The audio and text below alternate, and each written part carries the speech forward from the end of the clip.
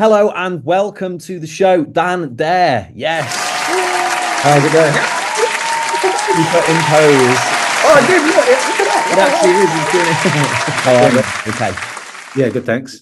Just chilling. I'm in London for a bit, so seeing family and friends and doing a bit of tunage and mostly relaxing. Nice. And then you're back out and then traveling the world again.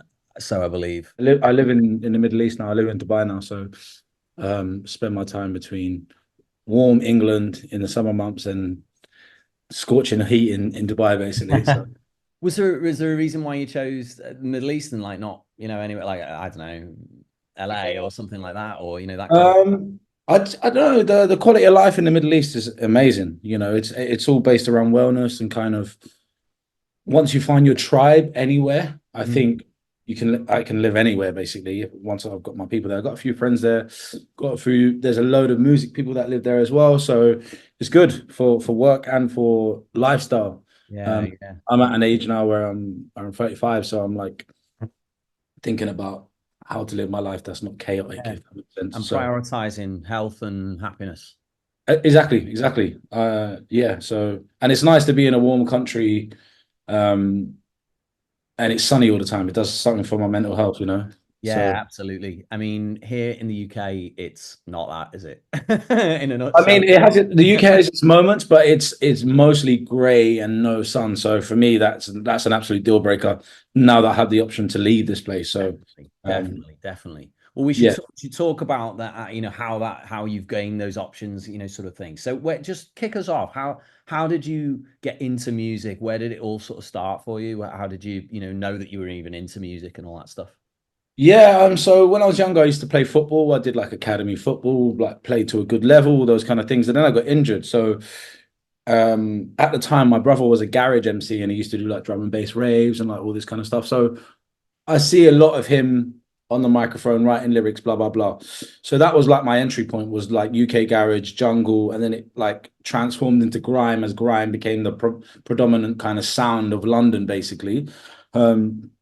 And I was doing pirate radio from 13 years old until I was 18, 19 years old, just like freestyling on the mic, writing lyrics, going back to back, being invited on to do collaboration shows with other MCs and that's how I got to grips with the grime industry. At grime scene at the time, grime really wasn't in the mainstream. No one really knew about it. Dizzy Rascal just brought out Boy in the Corner, and that was like a huge thing. And then they tried to commercialize it, and Wiley did Wearing My Rolex. Yeah.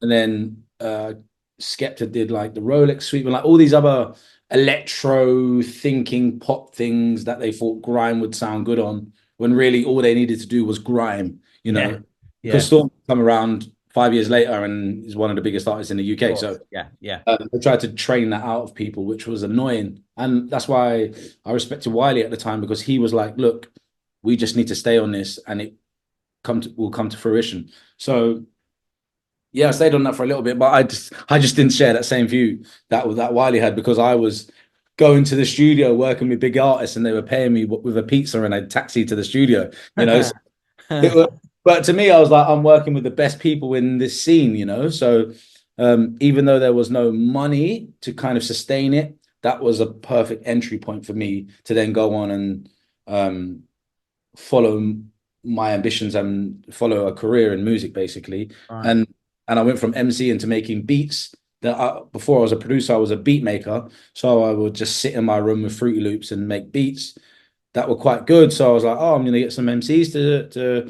And around that time, I didn't have the internet. So like, I'm not really showing my age because this was only like 20 years ago, but still, like, my family didn't really have much money, so it wasn't a thing in my house. So it was all floppy disks and CDs and trade-in samples, and then USB sticks come out and it was like 56 megabyte, and I was like, whoa, but yeah, so that was kind of my entry point into the music game, was the kind of my older brother Stuart being an MC and then me looking up to him, and then suddenly realizing there's loads of people in my area who do it, who I kind of had common ground with, and we just started crews, as we called them back then, but they were just musical groups. And yeah, we just jumped around to youth clubs and radio stations. You know, I met people like Jamal Edwards when I was 11, 12 years old in a youth club, you know, and he wasn't even filming people then. He was an MC, you know. Yeah. So yeah, that's kind of the long and short of it. Wow. So once you got into that kind of, the scene of like, especially like hanging out with someone like Jamal Edwards or anything, is there a natural progression, do you think, from that, like to, oh, I now know all these people, so I can now sign record deals, or does it not work like that? It in the urban industry at the time, it didn't work like that because there was no kind of mainstream business model for it. And it was very kind of, it was the same as pirate radio. It was pirate, you know, it was recording in a wardrobe, you know, with a Yeah. terrible mic through a USB mic, and then trying to get the best person to mix it who didn't really know what they were doing. There was a few people in the game that come from mixing old garage records, so they had a little bit of knowledge. But if you told me to how to mix a vocal, and like, for example, the first when I came out of the transition of being like a grime MC and a grime urban producer, my first recording session was with Marina and the Diamonds. And that was only because I had the same manager who signed her to his record label. Ah, right. So I then go into the session and she wants to record a vocal, and I'm like, sorry. Like I didn't know how to do it. I didn't even know what she meant. You know, I was the guy that made the beat, but she looked at me and was like, wow, this beat and this backing track so good. I can kind of overlook the fact that you don't even know how to record a microphone. So I was like, I'll take notice of that. But then we had to call like the engineering from the other room to set up the microphone. And because I was using an old Windows computer, the mic was out of sync. So then he had to then come in and set up Logic. So I was just like, oh, this is embarrassing. I think for them, it was quite kind of endearing because I was creating the sound that was coming out the speakers. They were just putting stuff over the top of it. Yeah, so it was very kind of DIY, let's say. Yeah. And I met people like Jamal through youth clubs. You know, there was another guy called Screwfizzo who was in the area, he's from Acton. And there was loads of crews in the area that is like, it was done by council estates, like whatever council estate you're from or what area you're from. And weirdly, there was a lot of harmony between all of us, where nowadays postcode wars is a really big thing in London. Yeah. Back then it did exist, but it wasn't, you could go and do stuff, you know, it wasn't, And there it was was beef between everyone, but kind of, was it really beef, you know? But if you're in the rock, someone asks you where you're from and you're just like, I'm here to do radio, it's kind of overlooked a little bit. But yeah, so it was grime was great for networking, those kind of embryonic stages of the industry, of the scene in West London, especially, because obviously Jamal went on to, rest in peace, Jamal, but he went on to do amazing things for loads of people in the scene, you know. Ed come out of SBTV, you know, there was so many big MCs that come out of there as well. Yeah. He was, you know, he did so much for the scene, didn't he, Jamali? I mean, you know, like absolutely unbelievable guy. Yeah. What a guy. Just a lovely dude as well, man. He's the only person that I knew that would just give and give and give and never expect anything in return, you know, just wanted to see everyone do well, genuinely. Ah, bless him. Yeah. So that's an amazing, you know, circumstance to be in, isn't it? You know, and it's absolutely perfect for a person with a budding music career and some talent and some know-how to be, you know, embedded in a scene like that where there's lots and lots of stuff going on, and and it's sort of the right place, right time, isn't it, for all that stuff to flourish and things. Do you feel like, you know, there's a lot of, because I mean, I know you, we've done sessions together and things like that. I know how hard you work. You know, could you talk about the sort of the graft side of it, and like, you know, what did you actually do to, you know, improve yourself and understand things more? And, you know, could you talk a little bit about that? Yeah, I mean, the kind of like the unseen hours and the 10,000 hours that people talk about, it's probably 20,000 hours, you know, the 20,000 hours that you need to put in. And it was weird because if you start in the music, I meet a lot of people who start in the music industry, they start playing the guitar when they're younger, or the piano when they're younger. My instrument was the computer. You know, that I didn't have a piano or a violin or something to like, so I kind of like mastered the computer, and I used to play it like a game almost, you know. with sound and MIDI, and we used to draw the MIDI in, and it's like, and it was so frowned upon. Like we would go into studio, and at the time I didn't know how to play the piano, so it'd be like, oh, can we put something down? And people used to have this like this snobbery towards it. But I was like, if you want to play what you did and play what we did at the end of it, and we don't know any musical theory or anything like that, like, because really the music game is an ideas game. It's not, you can put a melody or any chord down, like no one knows chords, no one knows melody, but if you've got a great idea, that's it. You know, who are people to challenge whether you should be there because you don't play the piano or you don't that's a great point. So I think it's just about honing in on what you're good at, but also like nowadays, if I had YouTube back then, gosh, you know, I don't know what I could have learned, but also I don't know how much that would have helped me. It would have helped me understand music a little bit more and theory a little bit more, but all the ideas we were plucking out the air, and I think that's what made it good, you know. I think there's something to be said for that, isn't there? Just like almost when you know too much, and it kills the creativity because you're sort of thinking what should be correct as opposed to what is just like, all right, let's try stuff, let's see what happens.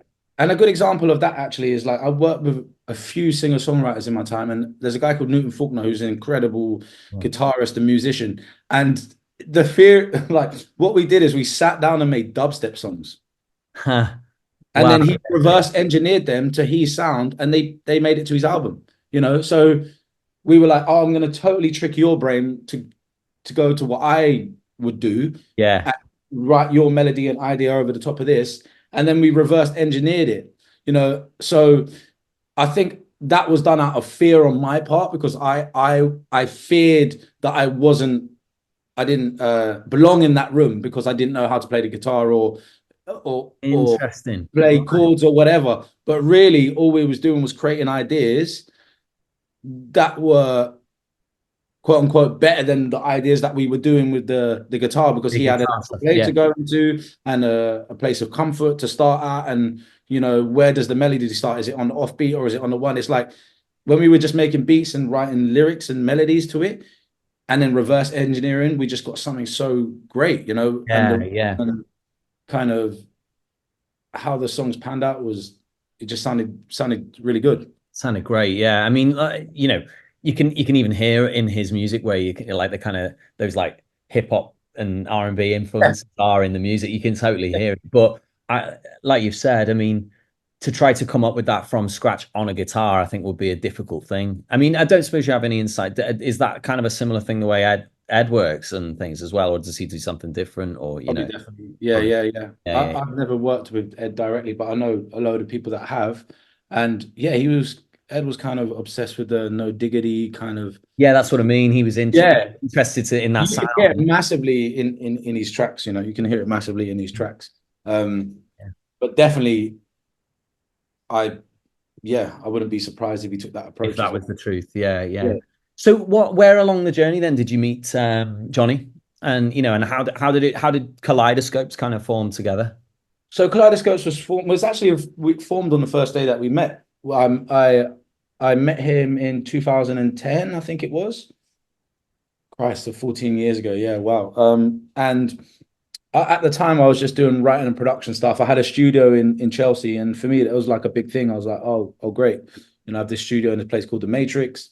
Then there was always loads of famous A-list kind of singers and producers and everything coming there through there. So like when you're young and like trying to make connections and that, it's like the best place to be in it. I really had the kind of courage to go up to and talk to people, but it was like to be seen there was a good thing, I guess. You know? So that was great, and forever grateful to my publisher for doing that at the time. And then my publisher, my day-to-day publisher who worked at Crown, was a guy called Chris Short, and he connected me and Johnny, and we did a session. And the first song we actually wrote were two songs that we released, were the first Kaleidoscopes releases, and we were very similar. We had very similar upbringings, you know, so we understand each other well. And then we just went to the pub and got drunk, and we were like, what should we call this thing? And we was just like Kaleidoscopes, and that was the first thing we come up with, spelt in a weird way. So yeah, and we were just born from then, and we kind of it always existed, but we were like, I went off and did a band project. John was from a band called Parachute Youth that were really successful in Australia. Mm. And then he was doing his own solo project. So it always existed, but we were just like venturing off doing other things, but then always coming back to what we're doing because it was so special when we worked together. Mm. So yeah, it was formed in 2000, I think 2009, 2010.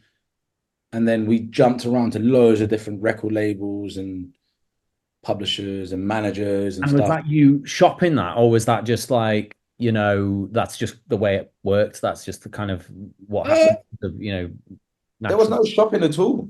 There was no No, shopping they at all. came to you. Yeah. Yeah, we kind of put stuff online and just see what happened, and then people started Right. contacting us. Interesting. Interesting. That's so unusual as like a way to like kind of, but I suppose, with the graft and the scene that you're already a part of and all of this sort of the hearsay about you and everything, it's only natural, I suppose, that anyone with any sense would eventually stumble on you anyway and just kind of go, oh, there's something happening here. This is really cool. And there's something really great about these guys. That seems natural, doesn't it? But Yeah, what and that what about performing live, by the way? Like, do you guys ever do live stuff? yeah, so we've done a few shows. We've done a few like free shows. We've done some online gigs during COVID and like online festivals and all that kind of stuff. But that is the next phase, really, of what we've been wanting to do it for a while. And then we kind of set ourselves up to do it as soon as COVID hit. And then we had a hit during COVID. So then that kind of took over our thinking of doing the live and kind of like building that brick by brick by Yeah. brick. Yeah. And that kind of just overtook our attention, but also turned us quite cynical to the music industry, you know. Really? In what Yeah, way? in a way where you with having a hit comes all of the shit, it's like Right. that's suddenly your friends turn into vultures, and there's people that you work with that are they've got ulterior motives, and you're just like, wow, Yeah. it really dampened what was going on, because it was, Right. Interesting. yeah, because there was so much hype around the song, and I mean, it was huge. There's no other way of saying it. It was absolutely massive, wasn't it? And it still yeah, is. I mean, even now, Head and Heart's just like absolutely having yeah, it. So yeah. So for that to, the success side of it is absolutely incredible. And it's like yeah, absolutely. couldn't wish for anything more, could you? But naturally, that's a shame that it attracts the negative side of it as well, or it breeds it. Yeah, that's it. That's the word, breed. It does breed it because, and it's just greed, I think, a lot of the time. But also, like, that song was like crafted by 3 or 4 people, but on Mm. it says there's 8 people. Right. So like that's the game you have to play. You have to give away percentages and this and that, blah blah blah. Unfortunately, that's one of the things you have to swallow. Mm. So when you're looking at the credits list of who did what, I reckon they should put the percentages next to it, or like, Right. Yeah. in some kind of way, because there's all these smoke and mirrors exist. Then people run PR campaigns on what they didn't do, but they're taking kind of credit for what they did. And I think it's just so crazy to me that people can do that. They're Mm. allowed to do that. But that is the game, and if you don't play the game, then you know you get depressed and down Yeah, about of it. It's course. kind of what happened to me. That's kind of what happened to me. We had Int- that hit. We had that hit, and then I just got really like depressed. It was weird. Oh, wow. Wow, man. Wow. And they didn't want to make it sound like I was like ungrateful or something like that, but it was all psychological. Yeah. It's like the dog chasing the car. I was the dog, and the car stopped. And then What do now you, you're like, you oh, run around the car? Like what is that? So it just yeah. like it did something weird in my brain that I was not expecting. But I think that was brought upon by the fact that there was all this like rubbish going on around it and all this kind Pressure. of toxic pressure and behavior around the song. Interesting, interesting. So during that time, what did you do to like look after yourself and things? Was it just a case of relying on the people you cared about, or did you have like a kind of a practice that you do or something like that? Because of course, from a person's point of view going into the music industry, you know, Yeah. this is something that taints everyone, isn't it? You know, that like as soon as you have a bit of success, you have people who want to get involved in that Yeah, success. yeah. That's a great thing, but that's also something you need to protect yourself with. So how did you, go navigate that period of your life? I'm a big walker. I love walking. So I would do my 10K in the morning, walking, walking around London, walking along the river, doing all these like mindful things. Yeah, I went straight back into therapy. I knew I needed it because Right, it was right. an overload of information going on inside my brain. Um, and it was weird because I was sitting in my therapy sessions being like, why am I here? Am I being ungrateful for it's just Yeah. such a weird thing because it was the thing that I was chasing my whole life, like to have a hit record that was number one, Mm, and all these positive things. And I was just like, I was so conflicted about how I feel and what happened, it really messed up my brain a little bit. mm. Made me quite cynical to the music industry. And I was like, wow, you work your whole life to get to this point where you've had something that's massive and then it's completely tarnished by what goes on around having a hit, people Mm. trying to rinse you. And then, but also the kind of the how the industry changes towards you, like how Right. people look and talk at you. It's like my ideas are exactly the same. I'm the exact same writer. Same Now person.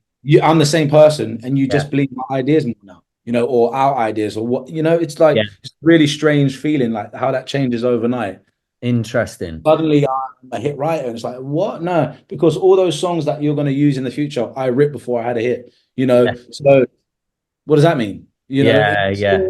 It's really weird how that works, but it's the music business. That's what you need to get smart on is the music business. And if Yeah. you're just a creative and you don't understand the business, that's where you're going to fall short. I understood the business. It just hurt me. That was what it was. Mm. I think that's an interesting point, like to try to be resilient to all that stuff if you want to succeed, because obviously you can play the guitar or you can play on your computer in your bedroom and it means nothing other Yeah, than your own amusement. But if you actually want to try to get somewhere with it and get successful with it, you're gonna have to sort of, network, and you're gonna have to give yeah, percentage away, and you're gonna have to pay for things. And I mean, I remember sessions that we did where you'd be saying like, "Oh, we wrote 10 songs over this weekend, and now we're going here, and now we're trying this and travel." And you were always just grafting, grafting, grafting. But this that key point that you're the same guy now as you were then. There's yeah, nothing that's actually fundamentally changed about the way you write or anything like yeah, that. yeah. Interesting. Yeah, it's like you can say maybe those sessions you're learning little things and you're blah blah blah and this and that. But really, like I said before, it's all about the ideas. If you've got great ideas that you can get to the right person or release yourself, you're flying. Mm, mm. Um, and a lot, yeah, in my experience, a lot of the time the writers are like sometimes carbon copies of the artists, the big pop songs Right, who right. they have the same kind of like start of melody or same style of production. And once you find your person that you can marry with in music, like your producer or your writers, then you're kind of set. And I kind of think that's what happens in the industry now. It gets very clicky. People find their 3 or 4 people that they work with And then because stick with they're it. sick of doing 20 sessions this week, Yeah, yeah. recording 200 songs that all sound similar, but the label like the one that is in reverse or backwards. You're just Yeah. like, yeah, I know. I mean, I've done sessions myself where you sort of you're convinced it's gonna go. You're convinced like that's amazing, and I wrote yeah, 10 of them or something like that. And then you play it to the label or you play it to someone like that, and literally none of them are even getting over the net. And then you come up with some shit guitar idea or something like, well, I've got this like, and I wrote it on the stairs this morning. Like, love yeah, it. do something with that, and you're just like, what the fuck? Yeah. Yeah. That's the hardest thing. That is the hardest thing is wrapping your head around that. And usually I found like label guys, if they're looking for career artists and like heritage artists, they will just let you do whatever you do, right? Mm. And they will choose the singles and they like make an album, 12 songs. Just give me 3 singles that I agree with, and then you could do And the whatever you rest, do you think? Right, right. But the A&Rs that sign singles and they're all about TikTok and this and blah blah blah, they usually gravitate towards something that sounds like something else. So if Right. you if you put like there's a famous video on YouTube of John Mayer putting a melody together, some chords together, and like the context or words from another song, and being like, oh, this sounds like a hit record now, right? Yeah. And all he did was put three songs together. Yeah. That's basically what A&Rs want. Yeah. Weird. Yeah. So as soon as it's on the radio, people are like, oh, that sounds like, and with attention spans, they're like, we need to grab people as soon as it starts. So after Head and Heart, how many bum bum bum songs were there, or how Yeah. many Yeah. Yeah. like every song had, Da, da, da, da, da, yeah, and that was actually before. That was actually before, but yeah. the stuff that come out after was like, oh, maybe we copied them. Maybe that's what they think about. Yeah, maybe. But like I said, like, and that's basically the A&Rs being kind of short-sighted in a way that especially if it's just so hard. I don't want to diss A&Rs, but Of course. the pressure from like numbers and analytics compared to like their own taste and what actually they like is probably two different things. And they usually have to get everyone's opinion on their floor to be like, oh, this is good, yeah. Yeah. And if they respect the person, they're gonna say it's good. They're not gonna say it's shit. So a lot of the time, there's a lot of yes men that make kind of these songs Singles happen, yeah, definitely. They don't sign stuff and say this is not a hit. Everything they sign, they're convinced it is. Yeah, of course.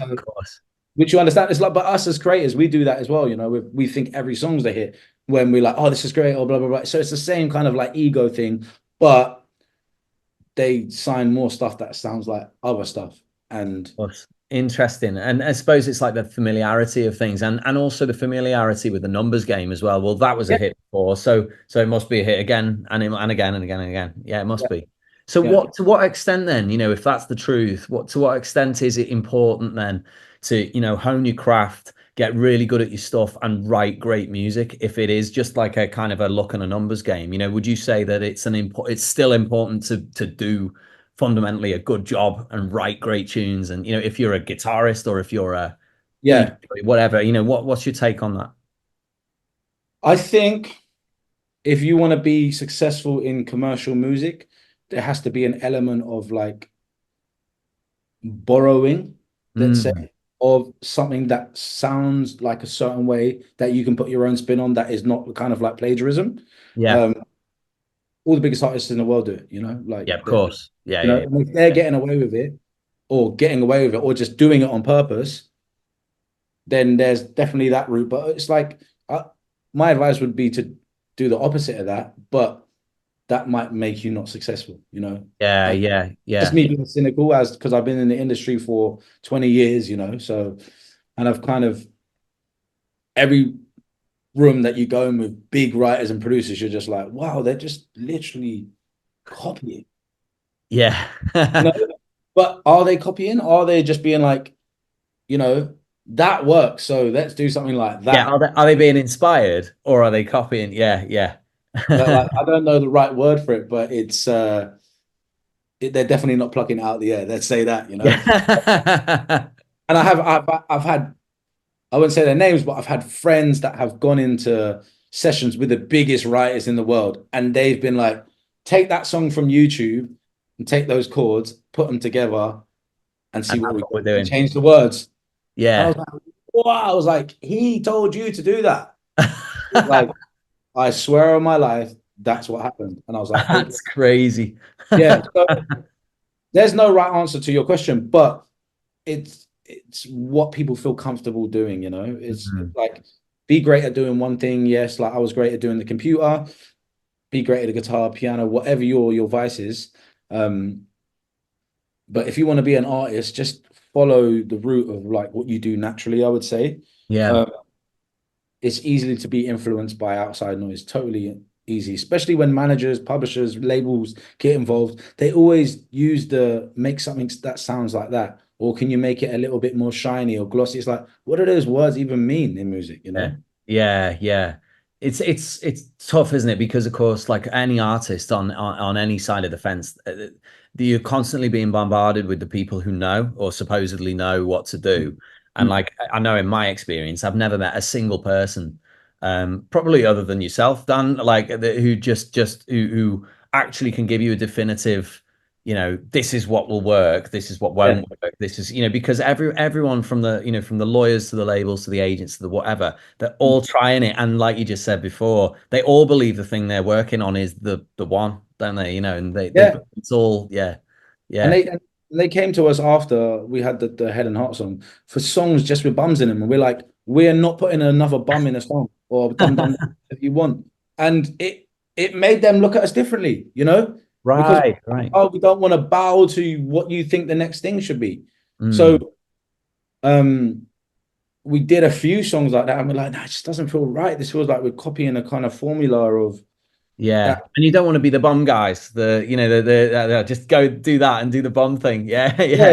And it's hilarious, like we've got mutual friends in Richard Turvey, and he's always say when it first happened, he'd be like, "Oh, these are the bum guys. These are the bum guys." When we would meet people, and we just laugh about it. Like, but that's what it is, The industry is very small, so. So yeah, it's important to network, isn't it? And important to kind of be on the right side of things as well. How important then is it, through all of this, is it important to understand your own identity through it all, or does that identity, no matter what you do, get chewed up and spat out the other end, or because I look at you and I don't think that's the case. I think that you've always been you, through it for however long I've known you. It's like you've had your identity, you've had your dream and your visions and your work ethic and all that stuff, but you're still you through it all. What do you think about that? Is it important to maintain that? Absolutely, but you will be pulled in every single direction, definitely. And I think that's part of the reason that I wasn't more successful when I was younger, because I was quite stubborn on my way of doing things in the way that I believed in. And I didn't have, like, at the time we were living like a little shitty bedsit in Hackney. Me and my friend Ryan Keane and our friend Toby Faulkner, who was the older brother, Toby Newton Faulkner, we were sharing this little bedsit in Hackney, and we kind of like shared everything, We were like, they were aspiring songwriters, so was I, and we were all there trying to do the best that we could with what we had. We had terrible speakers. They went really loud, and we made beats all day, and we wrote songs and invited people over and blah, blah, blah. And that was great. It's only when we all signed publishing deals and we all had stuff going out that people tried to sway our identities at saying what we did. At the time, Ryan was on a world tour with Ed Sheeran, so he was doing really well. He's playing all these crazy gigs. Toby was writing songs with his brother and having loads of success with his brother. And I was still just doing the beat stuff. And really, like, I could see all this success going on around me, and I was like, oh, maybe I need to do a bit more of that, and maybe I need to do a bit more of that. So I was like, oh, I'll take a little bit of influence from what everyone's doing. So I actually learned a lot from Ryan, living with Ryan and Toby, about melody and songwriting.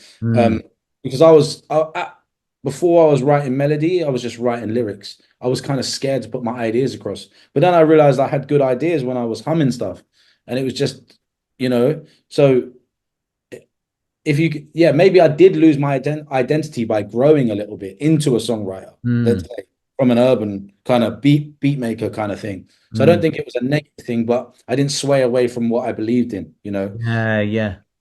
And I see it as just growing, if that makes sense. Yeah, definitely. But it's kind of like, it's hard sometimes if you make something that you don't really like, but everyone else really loves it, and then that's the thing that they want to go with. It's hard because if you don't feel true about it, which 9 times out of 10, it's usually the thing that you don't really like, or something that they think can be successful, and they go with it, then you're kind of stuck in this motion of being like, it's not really what I do, Yeah, interesting. But you have to go with it anyway if you're in a business, don't you? That's it. That's why it's hard. It's conflicting, Yeah. Interesting. All right, mate. Well, so just to sort of wrap us up, because I'm mindful of the time. I know you're a busy man. So, to for a young kid or something like that, or a student, or well, it doesn't matter, even an older person, it doesn't matter, a 30-year-old guy, whatever it is, someone who wants to get into the music industry and understand and be the next Dan Dare, and how do I go and how do I go and meet these people? How do I go and start a scene? How do I go and get involved in all that? What would you say is some, just some advice that you think is like good to start with? Yeah, I mean, the kind of having the internet nowadays was obviously a big thing. Like Instagram, you can message Beyonce, she might see it. We didn't have that when we were growing up. There was this kind of everyone idolized the singers. They couldn't get near them. Mhm. So I'd say nowadays it's kind of like research online, definitely, of who's managers, who's publishers. Like, be proactive, not reactive. Always go to kind of open mic nights, and yeah, you never know who you're going to meet. Like, there might be someone playing on the stage who you think shocking, but their guitar player is incredible. So you're like, Mm. oh, I want to go and speak to, and that's how it works. That's kind of the embryonic stages of how bands come together, Yeah. and people will be like, oh, I want to write a song with you, and you never know what's going to come out of it. And if you just sit at home, just being great at doing music, that's all it's going to be. Yeah. We have the internet now, so SoundCloud and Spotify, you can publish all your own stuff. So that definitely helps. Mm. But I don't, I think you need to be collaborating and kind of meeting like-minded people. So I'd say go to open mic nights, blind email people, Mm. hit them up, almost, yeah, guess their emails and be like, like I actually signed a record deal from sending a SoundCloud link to an A&R saying, is this your cup of tea, with a SoundCloud link? And that's all I said. And I signed a No, record deal. Get that.